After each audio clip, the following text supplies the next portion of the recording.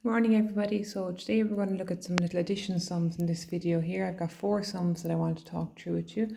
So our first sum here, hundreds, tens and units, we've got 346 plus 453. So this is a fairly straightforward sum here. So we always say to children, we always start with the unit side here. So 6 plus 3 is 9. So right under the line there we put down our 9. Then we go to the tens next. And it's often helpful when you're adding to start with the bigger number. So 5 plus 4 is 9. And right over here then, I count on again from the bigger number, 4 plus 3 is 7. So my answer for number 1 here is 799. Go over here to number 2, we have another addition sum. So again up on top you can see here hundreds, tens and units. So when I'm counting on again, I find it easier to start with the bigger number and count on.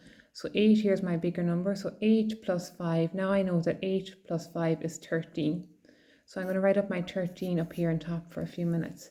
What we say to children in class is with your units, the biggest number that you can put under the line is 9. We can only have 9 units. Any bigger than 9, then you have to bring some over to the tens or over to the hundreds.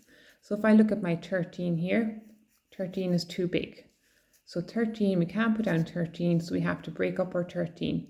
How we break up our 13 is that we keep our units and we give away our tens.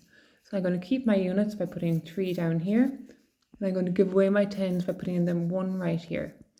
6 plus 5 is 11, and 11 plus 1 is 12. So I'm going to put my 2 units down here, and I'm going to give away my tens. 4 plus 2 is 6, and 6 plus 1 is 7. So my answer is 723. Moving on to number 3, 256 plus 467 plus 243. So a bit trickier this time because we've got 3 numbers to add. Exact same way, we always start with the units. Now I like to start with the bigger number when I'm adding and then count on. So 7 plus 6 is 13 and 13 plus 3 is 16.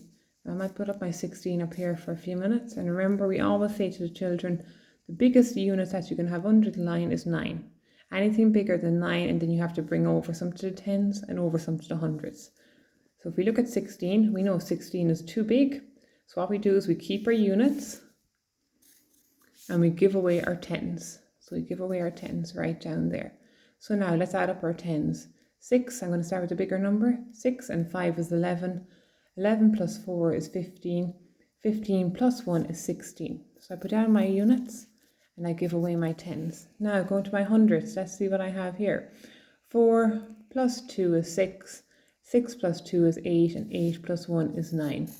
So my answer here is 966. Going to our last sum then here, a bit different again. 423 plus 78. So we often say to the children in classes, if it's wrote across, it can be easier to turn it into a vertical sum instead. So what I've done is I put up my hundreds, tens and units. I've taken my 423 and I put 78 here just down underneath it. So we always start with the unit side. If you're adding on, it's helpful to start with the bigger number first. So 8 plus 3 is 11. So right under the line here, I'm going to put down my 11. And I'm going to bring over my 1. Because 11 is too big, we can only keep 9 under the line. Start with the bigger number when I'm counting. 7 plus 2 is 9. 9 plus 1 is 10. Remember, 10 is too big. We can only keep 9 under the line. So I write down my units and I give away my tens again. And 4 plus 1 is 5. So my answer is 501.